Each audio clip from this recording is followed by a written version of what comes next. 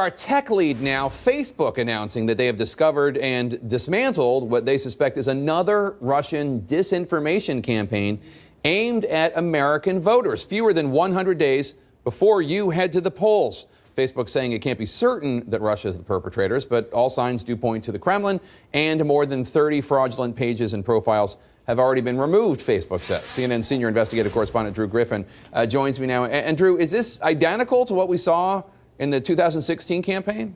It's certainly typical, Jake, of the behavior we saw around that 2016 election. Setting up fake sites, getting real Americans to follow these pages, and then sending out disinformation to encourage division in America. And Jake, it worked again. Facebook calls it inauthentic behavior, and though Facebook can't be sure, it sure looks like Russia again. 32 pages with names including Black Elevation, Resistors, Aztlan Warriors, being followed by 290,000 accounts. The fake accounts also setting up and promoting real events and protests aimed at further polarizing U.S. political discourse. Everybody in! Nobody out! Many of the events did occur, including this one last year in New York City, attended by actual Americans who likely had no idea that the Resistors Facebook page was probably run by Russians. Another event by the same group was supposed to take place in a couple of weeks. Resistors set up a counter-protest against white supremacists at the White House August 10th. 5 other real groups signed on to participate. As Facebook was announcing its crackdown on these potential Russian sites, the U.S. Secretary of Homeland Security was at a cybersecurity conference saying there's no doubt Russia meddled in the 2016 election. Everyone and everything is now a target. And Russian actors may be added again, comparing the upcoming midterm elections to a looming storm. But today, I believe the next major attack is more likely to reach us online than on an airplane. We are in a crisis mode. The Cat 5 hurricane has been forecast, and now we must prepare. Facebook says these current pages, all shut down, have the hallmarks of the activities the Russians did around the presidential election. Though there are some differences, this time the pages didn't lead back to Russian IP addresses, and they used third-party services to buy ads to boost their posts and encourage people to follow the pages. Jake, we did find the leader of one of a real protest group apparently duped by these fake sites into joining a rally. He was shocked that Russians could be behind this. Facebook now in the process of notifying everyone who was in contact with these 32 fake sites, letting them know, I should say, that these groups are most likely Russians trying to meddle in the U.S. political discourse. All right, Drew Griffin. Drew Griffin, thanks so much. We should point out, as we discuss this among the group of experts here, in reaction to the Facebook announcement this afternoon, Senator Mark Warner, the top Democrat on Senate Intelligence, tweeted more evidence that the Kremlin continues to exploit platforms like, say, Facebook to sow division and spread disinformation. The top Democrat on the House Intelligence Committee, Adam Schiff, tweeted, "It's clear much more work needs to be done before the midterms to harden our defenses because foreign bad actors are using the exact same playbook they used in 2016, dividing us along political and ideological lines. As Dan Coates said, that's the Director of National Intelligence, the warning lights are blinking red." You're out there among the voters in Ohio, Nina. Are voters ready for this? Are voters aware of how much on Facebook and other social media might be Russians or others meddling, interfering, causing mischief? I don't think necessarily. I think people who are focused on this, like us and others in Washington, may be more in tune. But the average everyday person is not necessarily going on there talking to family and friends. They don't necessarily know that Russia or any other actor may be involved. But Jake, I think the deeper question here is, what are we going to do about it? We, meaning the private sector and the public sector, are going to have to come up with something to do, something to stop or ameliorate a lot of this from happening, whether that's educating the public in a way, more knock on doors face to face. Maybe that'll get our politicians to go door to door now, go old fashioned, because you definitely can't depend on the internet. And Caitlin, there's been a lot of reporting along the lines of the fact that the different agencies are not getting leadership from the White House when it comes to one big strategy, one big defense plan to ward off this kind of thing for 2018 and 2020. And everyone has showed concern for it except the president. That is the one person who is in charge of really gathering all the momentum for something like this, to lead this charge, to protect this election, the most sacred right that Americans have. And Director of National Intelligence Dan Coats just warned that this is going to happen. He warned about social media specifically. And then we saw that the way that the president doubted his intelligence on stage in front of everyone next to the Russian President Vladimir Putin.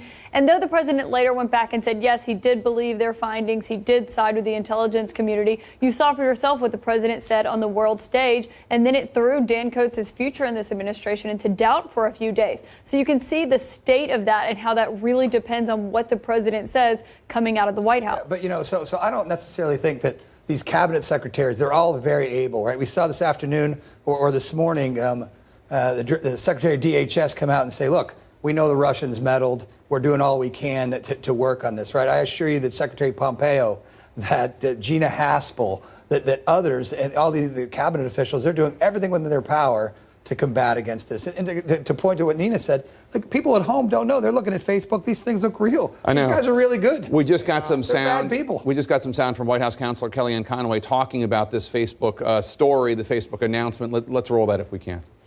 The president has made very clear that he is against interference in our elections. Don't confuse cybersecurity with election security. I think Secretary Nielsen and Vice President Pence are both making that clear in their remarks today. So I couldn't really hear what you were saying there, but working on it. Yeah. I mean, look, I think the Facebook situation is a problem. Russia's intervention is a problem. But to be totally honest, the main source of fake news, of bad information in the last 18 months has not been Russia, and it hasn't been Facebook. It's been the President of the United States. And I mean, no, I'd just like to return to the President. No, but seriously, here's my only, I don't want to obsess about Trump, but it is true. I just find this in my own dealings with people. People can discount what some friend, a relative sends them something that they read somewhere. Well, maybe that's mistaken.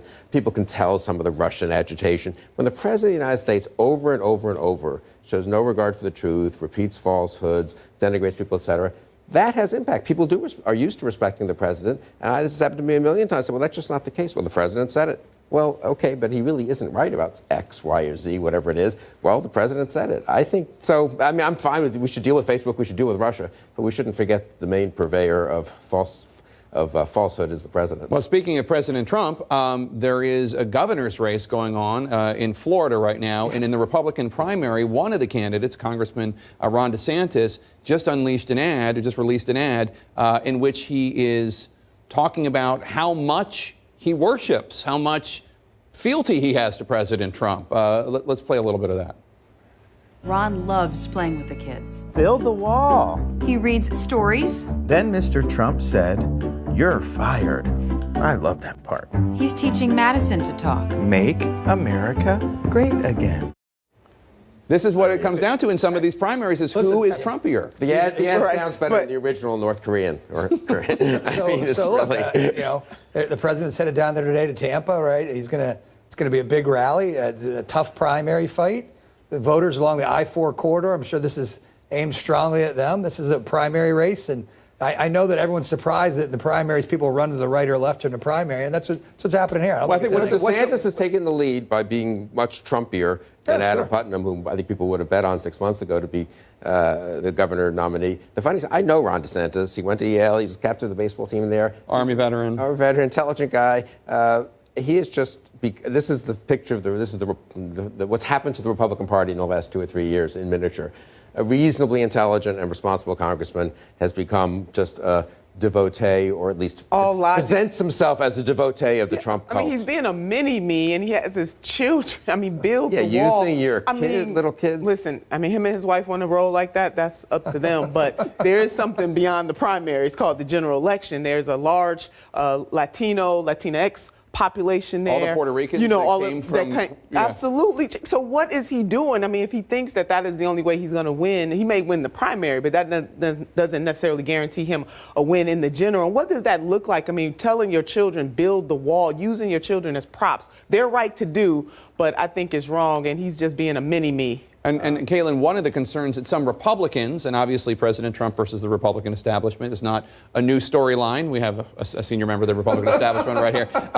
Well, some of the Republicans in town get upset that President Trump gets involved in these Republican primaries because they think he picks the guy that is the most sycophantic or the most Trump-like, and not necessarily the person that can win the general election. This is also going on at the gubernatorial contest in Georgia. Paging Roy Moore also. Yes. The president endorsed Roy Moore on several occasions, saying that they needed him because Doug Jones would vote against, and it was even before that Doug Jones would vote against all of his things. But that is a concern. The president is going to be traveling a lot this fall ahead of the midterms. It is a concern of his that they could lose the House as well. And so we are going to see the president on the road a lot more. He will be on the road tonight. But when you have to keep in mind is when the president is on the road for these people, he is rarely stumping for them and giving them this full-throated endorsement. Normally, it's a full-throated endorsement for whatever he is tweeting about that day, whatever is on his mind. That's likely what we'll see in Tampa tonight, and that's likely what we're going to see as he's on the road this fall. All right, it's one thing for the president to endorse candidates. I have no problem with that. It's another thing for the candidates to be so unbelievable. It's a different party, Bill. It is. It's a different country. I'm afraid it's a different country.